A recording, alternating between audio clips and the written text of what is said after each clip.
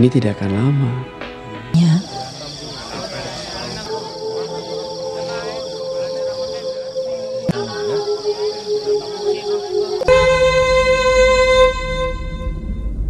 Film ini bercerita tentang seorang dokter psikopat. Ketika ia bertugas di sebuah desa, bukannya menyembuhkan pasien-pasien yang datang berobat, dokter ini justru melakukan hal yang mengerikan, di mana ia justru mengambil jantung-jantung milik warga yang semula datang untuk berobat kepadanya. Jantung-jantung itu dikoleksi lalu disimpan di dalam sebuah toples. Suatu ketika, ia pun berkenalan dengan seorang gadis cantik, yaitu seorang penari lengger, yang membuat dokter itu jatuh cinta. Lalu bagaimanakah kisah lengkapnya? Ini dia alur film Tarian Lengger Maut.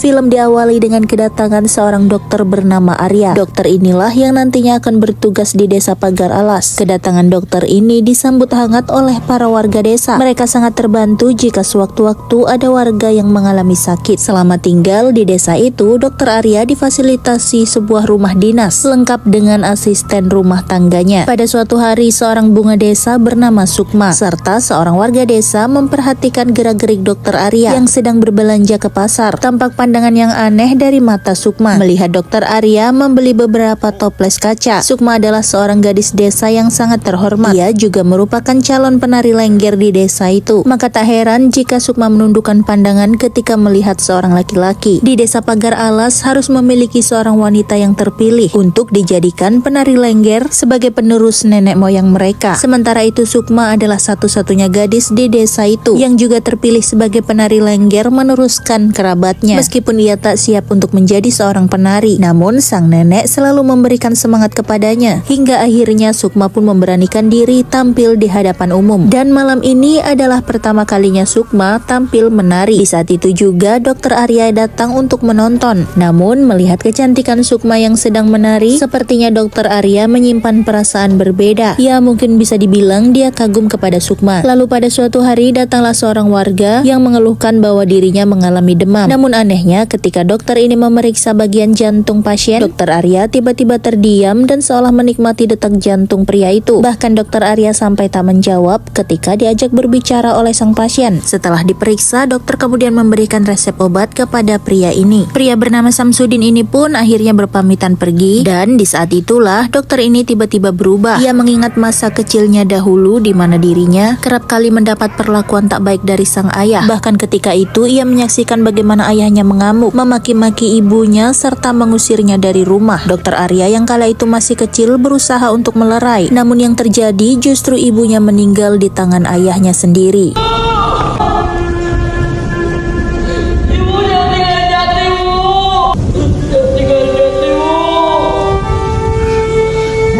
Setiap dokter Arya mengingat kejadian itu, ia langsung saja histeris dan jantungnya berdetak kencang. Ia seperti mengalami trauma mendalam di masa kecilnya. Bahkan di saat-saat seperti ini, dokter Arya justru tak bisa mengendalikan diri. Namun trauma itu justru membawa efek buruk bagi dirinya. Saat ini dokter Arya sudah menyiapkan beberapa toples kosong yang diletakkan di sebuah ruangan rahasia di rumah dinasnya. Lalu pada suatu malam, ketika dokter Arya usai makan malam, tiba-tiba seseorang datang membawa Samsudin yang terluka parah. Kata warga, Samsudin terkena tusukan bambu. Akibat lukanya yang terlalu parah, dokter Arya pun meminta agar Samsudin dirawat dahulu dan menunggu perkembangan hingga esok pagi. Setelah itu dokter Arya mempersilahkan para warga untuk pulang. Warga yang polos pun percaya saja dengan apa yang dikatakan oleh dokter Arya. Namun apa yang terjadi selepas para warga itu pulang? Dokter ini memfoto wajah pasien yang berada di tempatnya, lalu kemudian meletakkan foto itu di dekat sebuah toples kaca. Samsudin yang kala itu sedang tak sadarkan diri kemudian dipasang infus. Beberapa saat kemudian Samsudin pun membuka mata karena ia tersadar. Namun meskipun ia membuka mata, Samsudin tak bisa bergerak. Sementara itu, sang dokter menghidupkan musik kesukaan dari radio. Tak lama kemudian ia memasuki ruangan dengan pakaian lengkap seperti hendak melakukan operasi. Namun entah apa yang akan dilakukan oleh dokter ini. Ia berbicara kepada Samsudin tentang keistimewaan detak jantung. Samsudin bisa mendengarkan semua yang dikatakan oleh dokter ini. Tenang, Prapto. Ini tidak akan lama.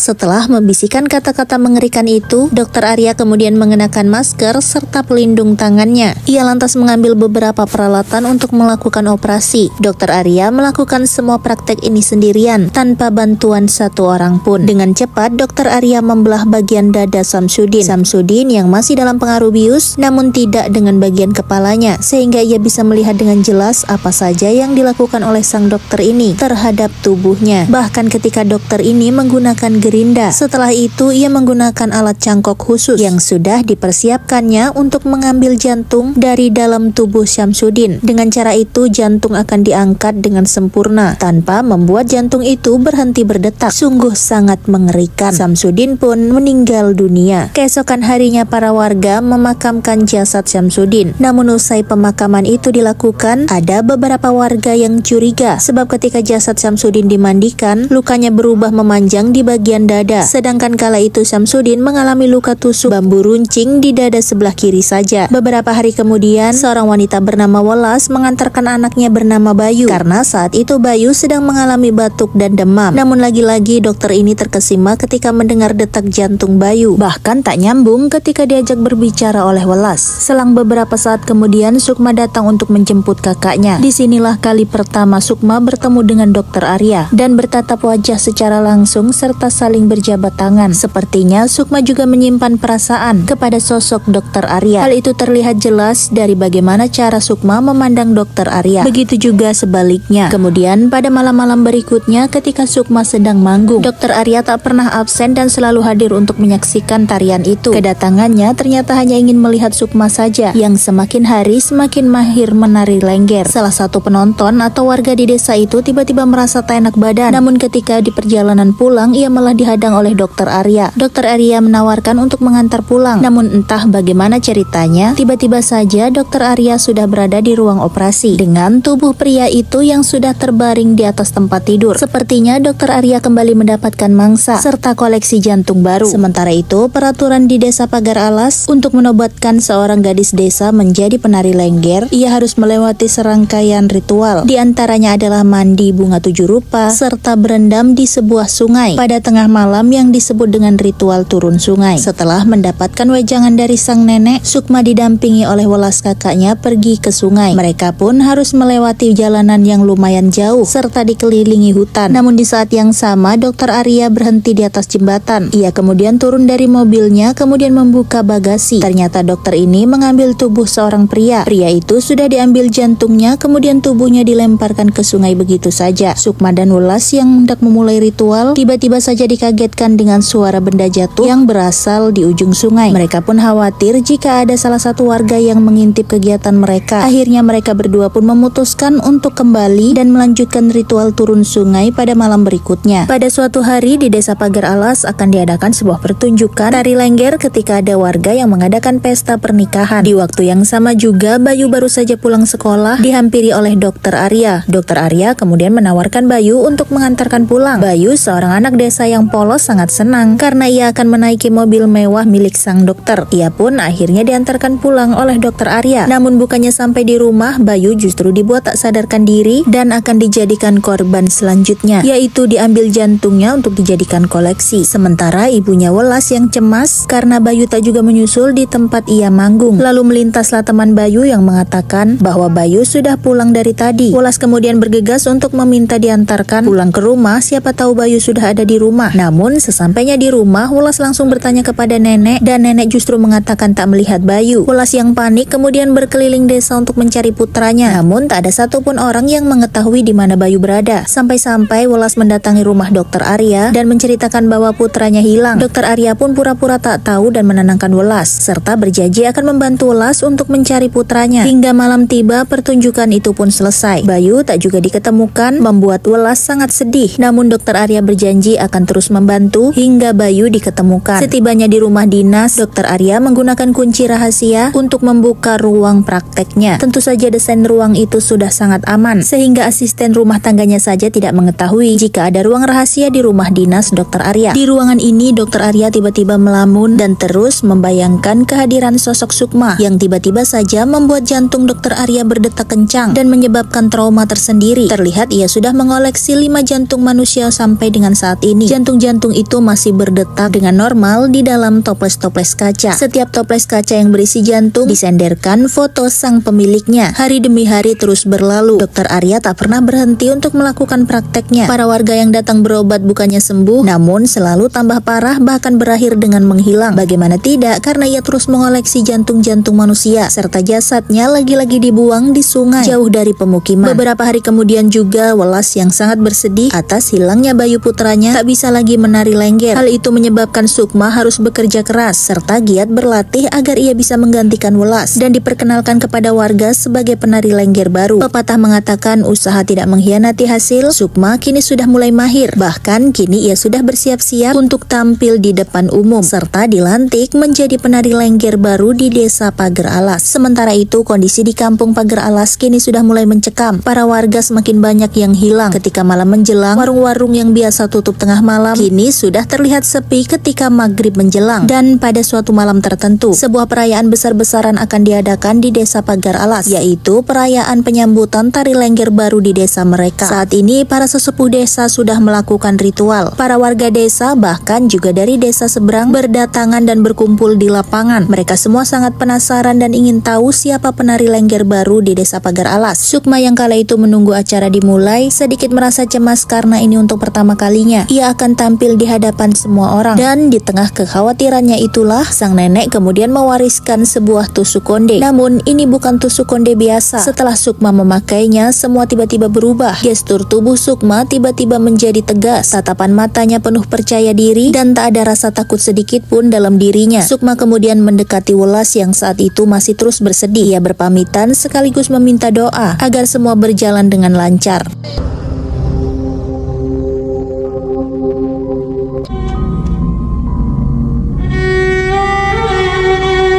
Tampak semua orang yang hadir di acara itu sangat terpesona melihat kecantikan dan keanggunan Sukma sebagai seorang gadis desa sekaligus penari lengger yang baru.